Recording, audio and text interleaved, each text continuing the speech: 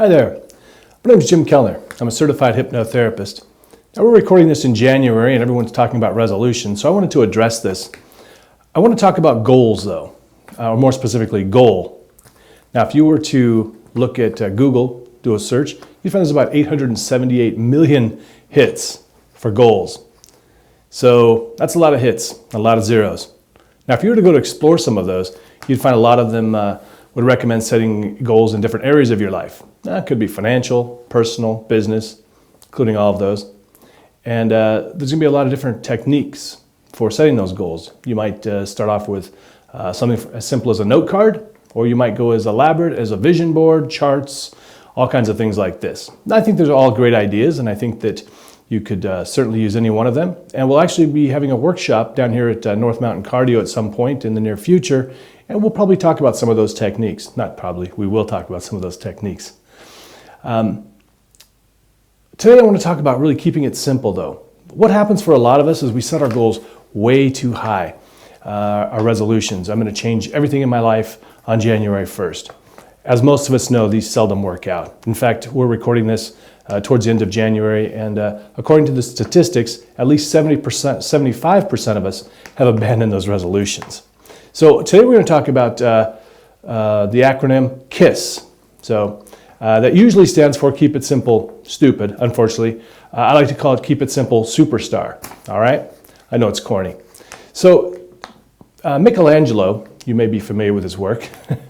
The great master said that, let me just read this real quick because I don't know right offhand. The greater danger for most of us lies not in setting our aim too high and falling short, but in setting our aim too low and actually achieving our mark. Now, while I wholeheartedly agree with this statement, I find that many of us actually set those goals too high at first. And really the key here is that last part, at first.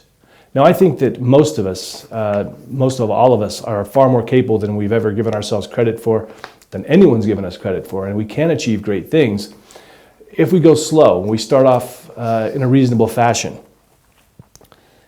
Another great quote comes to mind is that perfectionism nourishes procrastination. I heard Doug Grady say that once in a podcast, and it really resonated for me. How many times had I decided that since I couldn't go to the gym for an hour, that I put it off until tomorrow, or the next day, or the next day. And so remember, you don't have to be perfect yet. We just want to set small goals. Now, when we aim too high, we can't achieve that usually, and we end up failing. So today I want to talk about just setting one goal. I want you to just pick one thing that you'd like to change, and I want you to start off really small with it. So let's take, for instance, if you wanted to get healthier. Say you want to start eating healthier.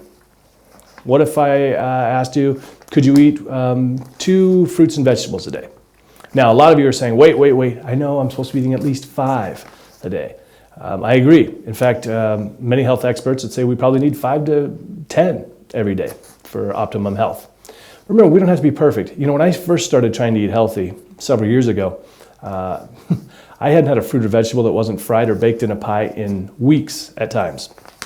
So when I started adding just 2 a day on a consistent basis, it was a huge change. So think about it that way. If you could commit to just doing 2. Now, once you've got that mastered, you're really good at it, you don't have to be perfect, remember, then you go on to the next step, and maybe you add 3, and then 4, and next thing you know, you'll be eating 7 to 10 every day without even trying. So another part here, if you want to get healthy, because that's usually a lot of people's goals, maybe you want to try exercise. And exercise is a really good goal to have because it's a keystone habit, which is described in Charles Duhigg's book, The Power of Habit. Keystone habits are those habits that lead to great changes in many areas of your life. And so according to the research that he quotes in the book, people that exercise as little as 1 time a week, people, they end up eating better, they smoke less, and they're more productive among a myriad of other things. Just that one thing, 1 time a week. So if you want to do that, what could you do on a regular basis? Could you walk for 5 minutes every day or do some stretching?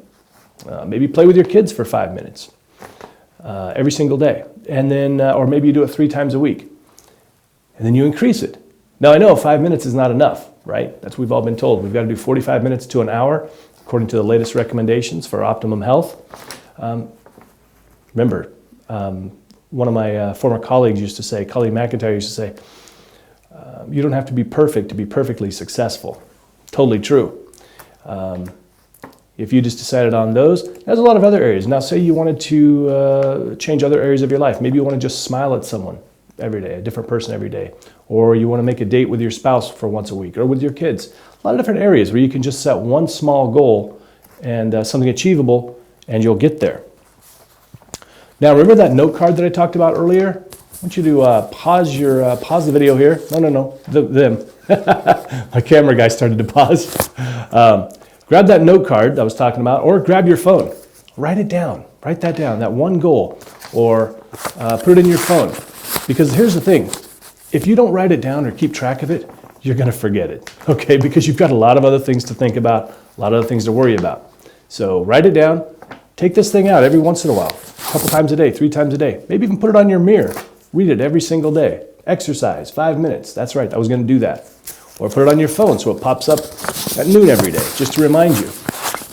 So one final thought on this. I sometimes, because I do hypnotherapy with clients, some of them will come in at times thinking that hypnosis will somehow just make them exercise. It'll make them eat right.